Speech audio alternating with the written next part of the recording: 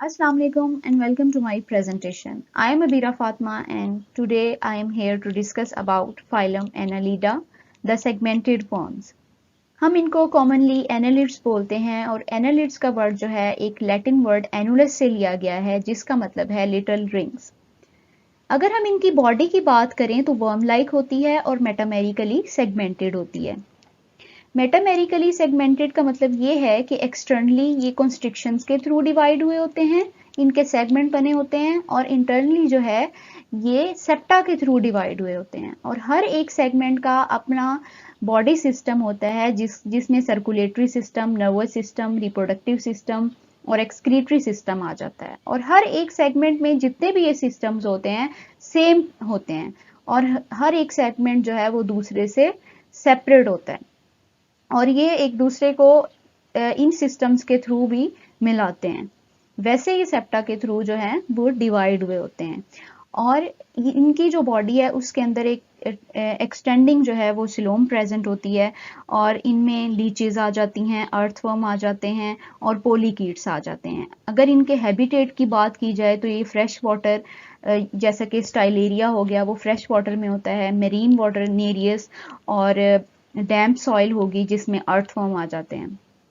ये सारे इन्वायरमेंट्स में ये पाए जाते हैं according to their needs and according to their critical factors like their survival capacity according to the humidity of environment। ठीक है, तो इस तरह ये जो फाइलम एनालिडा है ये बहुत ही किंगडम एनिमिलिया का एक बड़ा फाइलम है जिसको मज़ीद हम नेक्स्ट स्लाइड्स में डिस्कस करेंगे।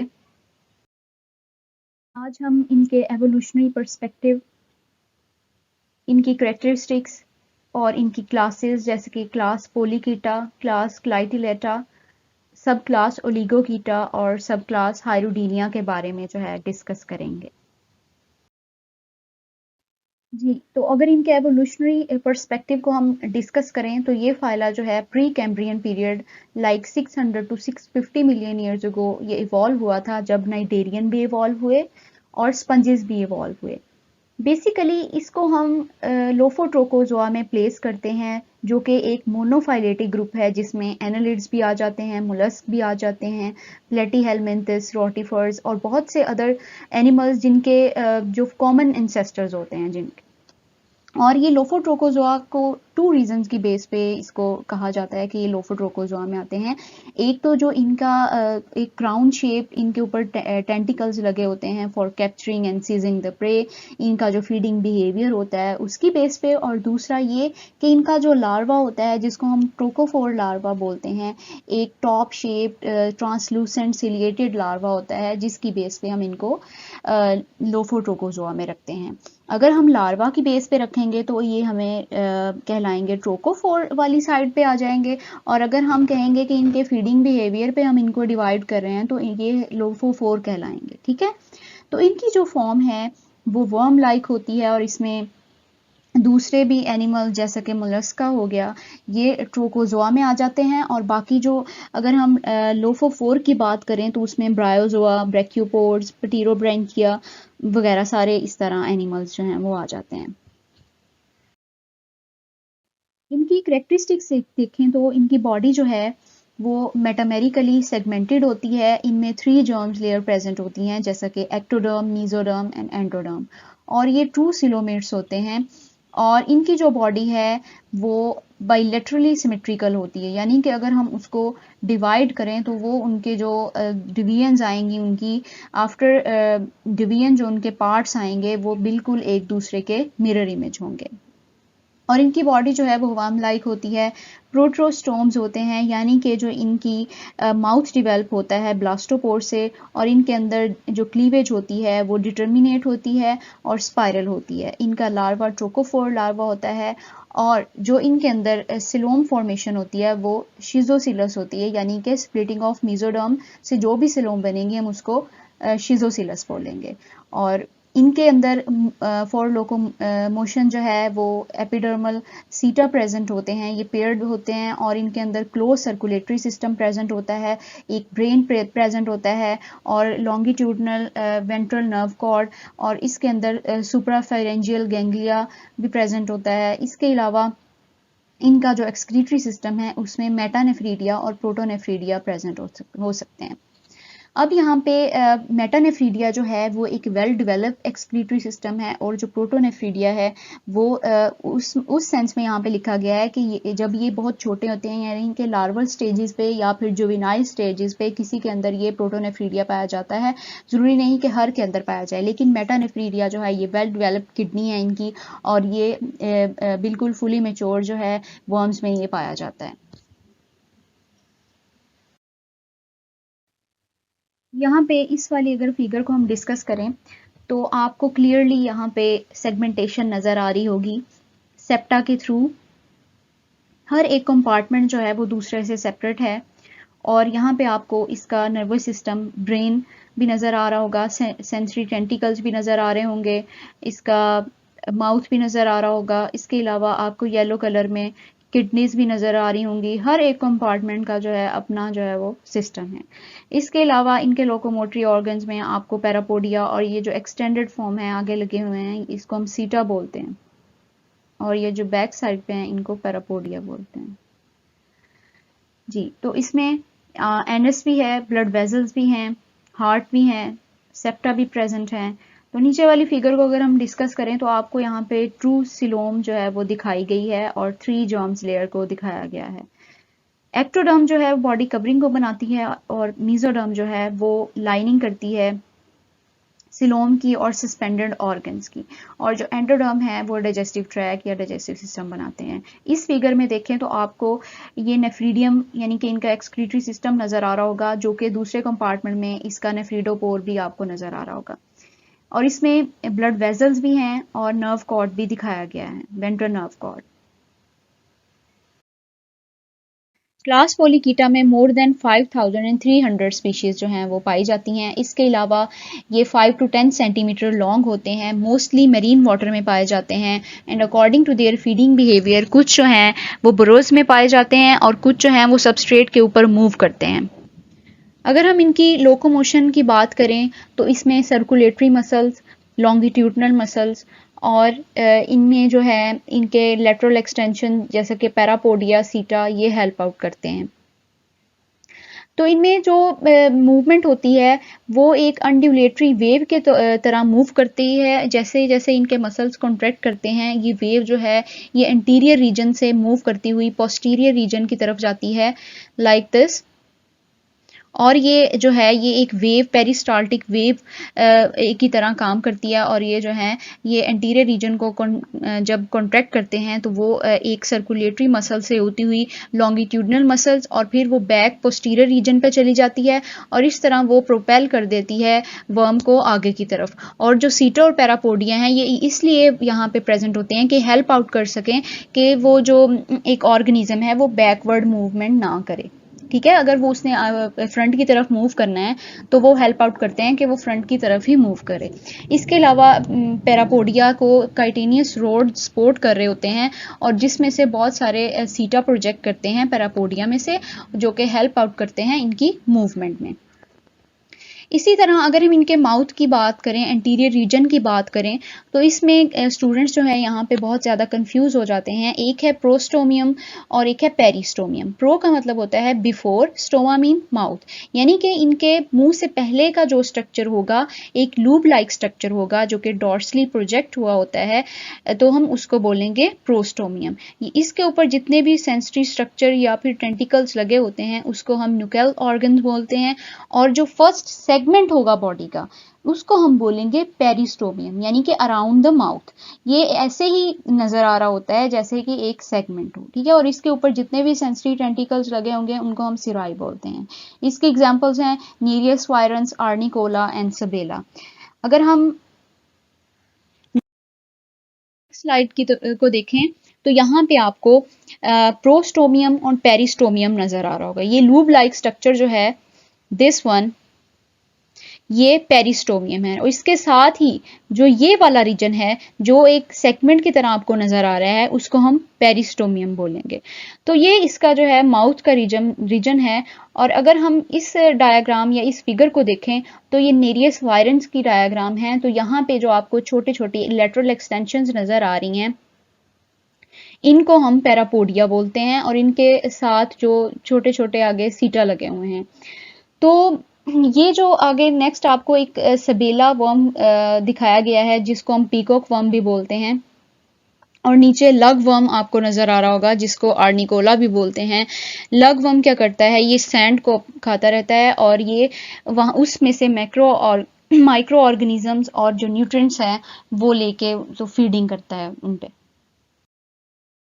इनके डाइजेस्टिव सिस्टम में इनमें डाइजेस्टिव ट्रैक का जो अंटीरियर रीजन होता है उसमें प्रोबॉसिस प्रेजेंट होता है। प्रोबॉसिस के साथ ही प्रोट्रैक्टर एंड रिट्रैक्टर मसल्स होते हैं जो उसको हेल्प आउट करते हैं एक्सटेंड हो करने के लिए, यानी कि उसको जब इन्होंने फीडिंग करनी होती है या किसी भी प्रे को जो है वो पकड़ना होता है तो ये प्रोबॉसिस को बाहर की तरफ एक्सटेंड करते हैं और उससे ये प्रोट्रैक्टर एंड रिट्रैक्टर मसल्स जो हैं ये हेल्प आउट करते हैं। इनमें जॉज भी प्रेजेंट होते हैं फॉर सीजिंग द प्रे। और इसके अलावा according to their feeding behaviour इनके पास किसी के पास पॉइजनस ग्लैंड्स होते हैं फॉर किलिंग द प्रे और कुछ जो हैं हर्बीवोर्स होते हैं, कुछ फिल्टर फीडर्स होते हैं जैसा कि फैन वर्म्स, स्केवेंजर्स होते हैं और कुछ जो है डिपॉजिट फीडिंग करते हैं जैसा कि लग वर्म आर्निकोला जिसको बोलते हैं। और ये क्या करता है, सैंड को खाता जाता है और जो इनकी वहाँ से फिर माइक्रो ऑर्गेनिज्म और न्यूट्रिएंट्स को एब्जॉर्ब करता है और बाकी जो है बैक साइड से यानी रियर एंड से जो है ये सैंड को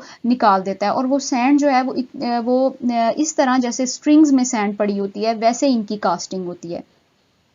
अब इनकी जो डाइजेस्टिव ट्रैक है उसमें फेरिंग्स और इसके अलावा एक फेरिंग्स जो है इसको एवर्ट बाहर की तरफ भी ये निकाल सकते हैं जिसको हम प्रोबोसिस बोलते हैं। एक स्टोरेज सैक होती है जिसको क्रॉप बोलते हैं और ग्राइंडिंग गिजर्ड होती है और इसके अलावा एक इंटेस्टाइन होती है जो कि एक्सटेंड करती है आगे की तरफ। जितने भी ऑर्गेनिक पार्टिकल्स को ये एज अ पूप एक्सक्रीट करते हैं उसको हम कास्टिंग बोलते हैं। और गैशियस एक्सचेंज के लिए इनके पास पैरापोडियल गिल्स प्रेजेंट होते हैं। अब नेरियस की अगर हम बात करें तो उसमें पैरापोडिया के पास गिल्स प्रेजेंट होते हैं बॉडी सरफेस के ऊपर जो कि हेल्प आउट करते हैं रेस्पिरेशन में। और इनकी जो स्किन है वो भी हेल्प आउट करती है रेस्पिरेशन में। इनमें क्लोज सर्कुलेटरी सिस्टम होता है और इनमें जो ब्लड है वो डिपेंड करता है उसका कलर कि इनके पास रेस्पिरेटरी पिगमेंट कौन सा है, ठीक है।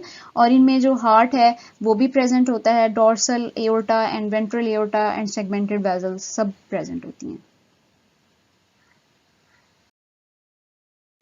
एनालिट्स जो हैं वो अमोनिया सिक्रीट करते हैं और ये सिक्रीटरी ऑर्गन्स इनमें जो प्रेजेंट होते हैं वो नेफ्रीडिया होते हैं। नेफ्रीडिया दो तरह के होते हैं, एक प्रोटोनेफ्रीडियम और दूसरा मेटानेफ्रीडियम। अगर प्रोटोनेफ्रीडियम की बात करें तो ये ट्यूब्यूल लाइक स्ट्रक्चर्स होते हैं इसमें, जिसमें ट्यूब का एक एंड जो है वो बल्ब लाइक स्ट्रक्चर पे होता है जैसा होता है और दूसरा एंड जो है वो बॉडी की आउटसाइड के साथ कनेक्ट हुआ होता है। इसमें फ्लेजेला, ये बल्ब लाइक स्ट्रक्चर में फ्लेजेला पाए जाते हैं जो कि कॉन्ट्रैक्ट करते हैं और जो इनके अंदर फ्लूइड है उसकी मूवमेंट होती है। अब ये जो इसको हम फ्लेम सेल सिस्टम भी बोलते हैं जो कि प्लेनेरिया में भी पाया जाता है। और अगर हम मेटानेफ्रीडिया की बात करें तो इनमें आपको यहाँ पे गोनोडक्ट नजर आएगी, गोनोडक्ट यहाँ पे भी है।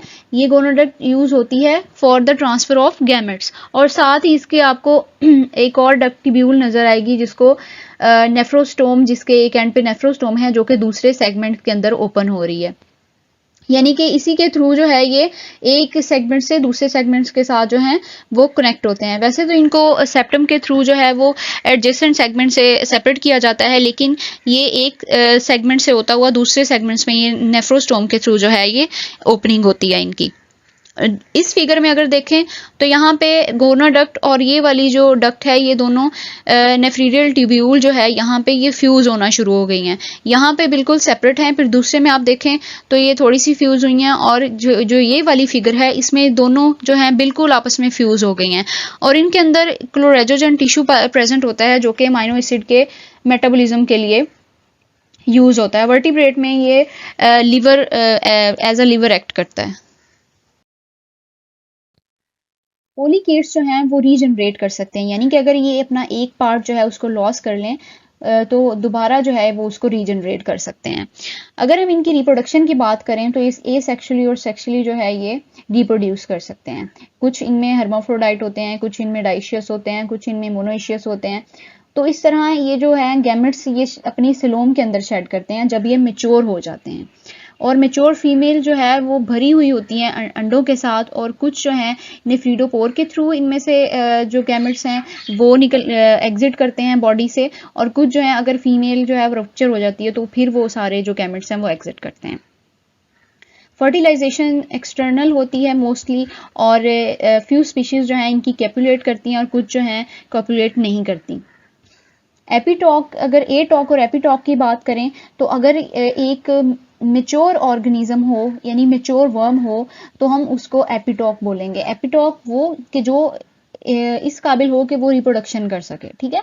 और एटॉक वो होता है जो कि मेच्योरिंग फेज के अंदर हो, यानी कि मेच्योर हो रहा हो, जो कि इस काबिल ना हो कि वो रिप्रोडक्शन कर सके, उसको हम बोलते हैं एटॉक। यानी नॉन रिप्रोडक्टिव फॉर्म को हम बोलते हैं एटॉक और रिप्रोडक्टिव फॉर्म को हम बोलते हैं एपीटॉक।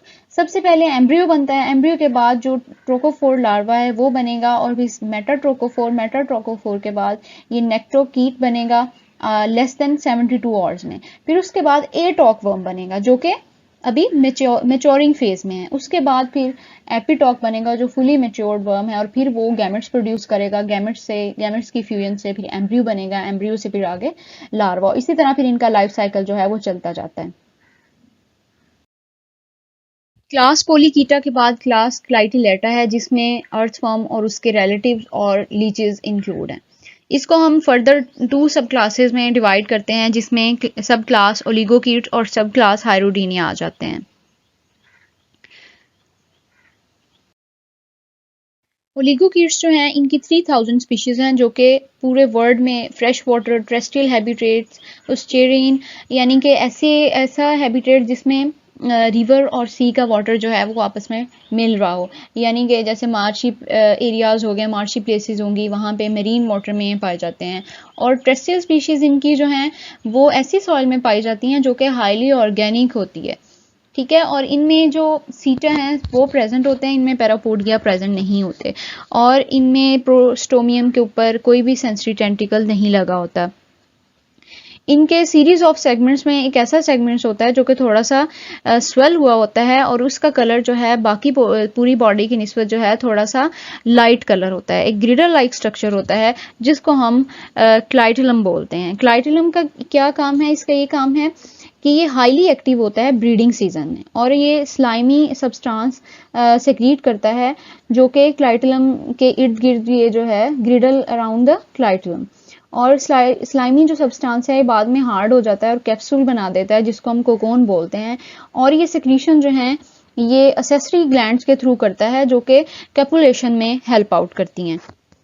अब ये जो है ये एग्स जो हैं उसके गिर्द जो है ये कोकोन बनाता है ताकि जो एग्स हैं वो सेफ रहें। और ये मोनोइशियस होते हैं, 1 to 2 पेयर्स ऑफ टेस्टिस इनके अंदर प्रेजेंट होते हैं, और 1 पेयर ऑफ ओवरीज प्रेजेंट होती हैं। इनमें कोई लार्वा नहीं बनता, ये डायरेक्ट जो है ये जुवेनाइल जो है उस फेज में चला जाता है। जुवेनाइल फेज का ये मतलब है, फॉर्म का ये मतलब है कि ये मेच्योर फॉर्म से मिलते जुलते ही होते हैं। वैसे इनकी ग्रोथ में बाद में इजाफा होता है, इनकी फेजेस आती हैं। ग्रोथ फेज 1 आ गई अबाउट 15 डेज, और फिर उसके बाद ग्रोथ फेज 2 आ गई अबाउट 17 डेज, और जब ये क्लाइटिलेट बनता है उसके बाद इनका जो रिप्रोडक्टिव पीरियड है वो शुरू होता है।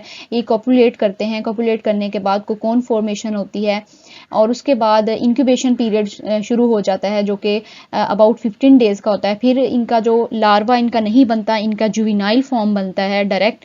तो फिर इस तरह ये इनका साइकिल चलता रहता है। अगर इनके डाइजेस्टिव सिस्टम की बात की जाए तो मस्कुलर फेरिंग्स इनमें मौजूद होती है जो कि फूड को एसोफिगस के अंदर पंप करती है। इसके अलावा इनमें स्टमक प्रेजेंट होता है, गिजर्ड प्रेजेंट होती है, क्रोप, इंटेस्टाइन प्रेजेंट होती है। अब इंटेस्टाइन के ऊपर इनके पास एक कैफ्लोसोल प्रेजेंट होता है जो कि इंटेस्टाइन के सरफेस एरिया को इंक्रीज करता है। ठीक है। और ये इंटेस्टाइन जो है वो एनस पे एंड होती है। इसके अलावा इनके पास एक कैल्सीफेरस ग्लैंड्स होते हैं जो कि इनमें कैल्शियम कार्बोनेट की जो कंसंट्रेशन है उसको रेगुलेट करते हैं और इनकी पीएच को भी रेगुलेट रखते हैं, बॉडी फ्लूइड की पीएच को भी रेगुलेट रखते हैं। इनके पास क्लोरेजोजन टिश्यू प्रेजेंट होता है जो कि similar as vertebrate liver act करता है। क्लास हाइड्रोडीनिया को डिस्कस करते हैं तो इसमें 500 स्पीशीज पाई जाती हैं और मोस्टली ये फ्रेश वाटर होते हैं और मेरीन भी होती हैं और टेरेस्ट्रियल भी होती हैं।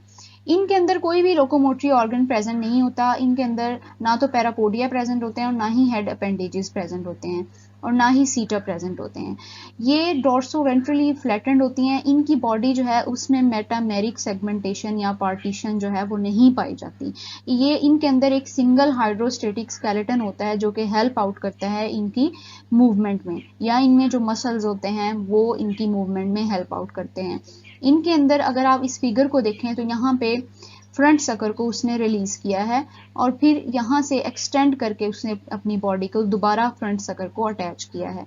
फिर यहाँ से उसने अपने हाइड्रोस्टेटिक स्केलेटन के थ्रू उसने दोबारा से ये सारी आगे की तरफ अपने आप को मूव करवाया है और फिर उसने अपने रियर सकर को रिलीज किया। रियर सकर को रिलीज करने के बाद उसने दोबारा रियर सकर को अटैच किया और इसी तरह उसने अपनी एक looping type of locomotion complete कर ली है। यहाँ पे आप देख सकते हैं कि इसका माउथ और इसमें जॉज प्रेजेंट होते हैं जो कि किसी भी प्रे को पकड़ने के लिए यूज होते हैं। और ये हेड है, इसका सकर हेड है और इसमें स्लाइवरी ग्लैंड्स भी प्रेजेंट होते हैं जो कि एक एंटीकोएगुलेंट सेक्रीट करते हैं जिसको हम हाइरोडिन बोलते हैं। ये क्या करता है, ये ब्लड क्लॉटिंग प्रिवेंट करता है। इस तरह कॉन्टीन्यूसली ये ब्लड को सक कर सकते हैं। इनके अंदर मस्कुलर फेरिंग्स प्रेजेंट होती है और और एक लार्ज स्टमक होता है जिसके साथ लेटरल सीकी जो है वो अटैच होते हैं और इनका जो डाइजेस्टिव सिस्टम है वो एनएस पे और शॉर्ट इंटेस्टाइन पे एंड होता है। ये देखें, इन्होंने दोनों साइड पे सकर्स अटैच हैं और ये एक इंसियन है जो कि अटैच होने के बाद जो है वो दिखाया गया है कि बाद में वो इस तरह का नजर आता है। हाइरोडो मेडिसिनेलिस इसके एग्जाम्पल है। इनके नर्वस सिस्टम में नर्व गैंग्लियन प्रेजेंट होते हैं। अगर सर्कुलेटरी सिस्टम की बात की जाए तो सिलोमिक फ्लूइड प्रेजेंट होता है ब्लड की जगह और रेस्पिरेटरी पिगमेंट इनके अंदर प्रेजेंट नहीं होते। अगर इनके एक्सक्रीटरी सिस्टम की बात की जाए तो उसमें 10 to 17 पेयर होते हैं मेटानेफ्रीडिया के। इसके अलावा इनके अंदर क्लोरेजोजन टिश्यूज प्रेजेंट होते हैं और ये सारी जो हैं ये सेक्सुअली रिप्रोड्यूस कर सकते हैं और मोनोइशियस होती हैं। इनके अंदर सिंगल पेयर ओवरी का होता है और 4 to 2 many pairs of testis present होते हैं।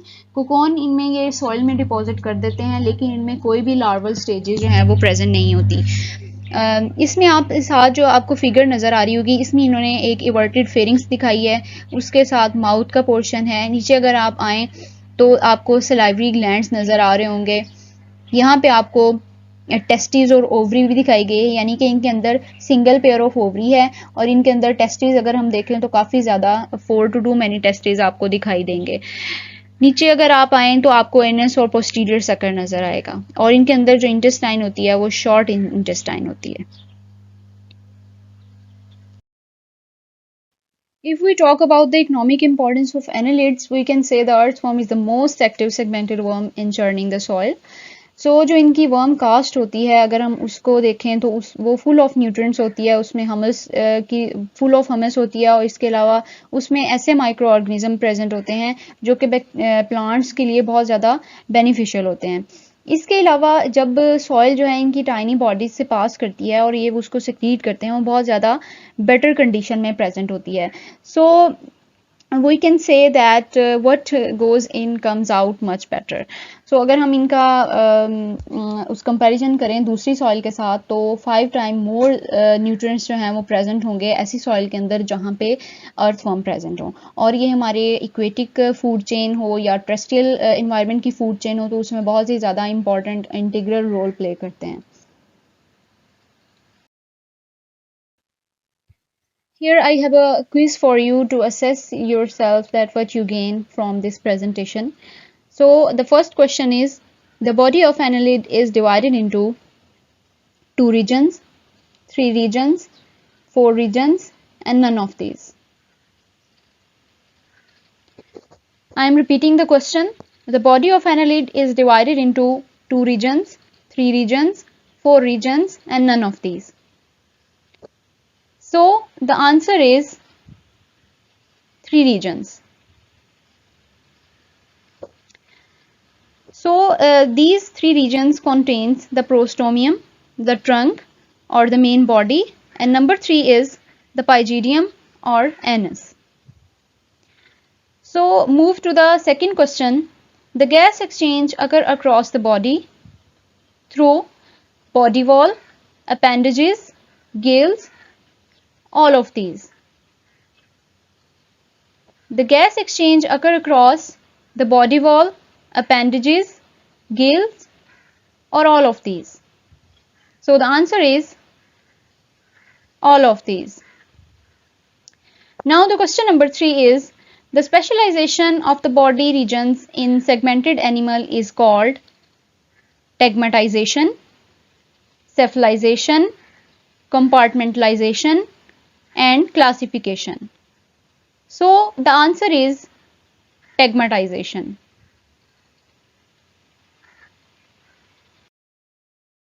The question number 4 is the annelid class whose members are mostly marine is polychaetes, oligochaetes, Clytellata and Hyoidina.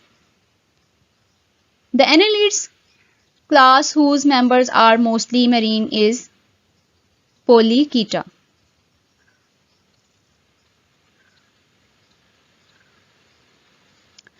The question number 5 is nephridopore opens to dash of animals: dorsal, anterior, exterior, ventral. The answer is exterior. Question number 6 is some annelids convert back into dash after spawning: trochophore, epitoc, atoc, swarm. And the answer is atoc.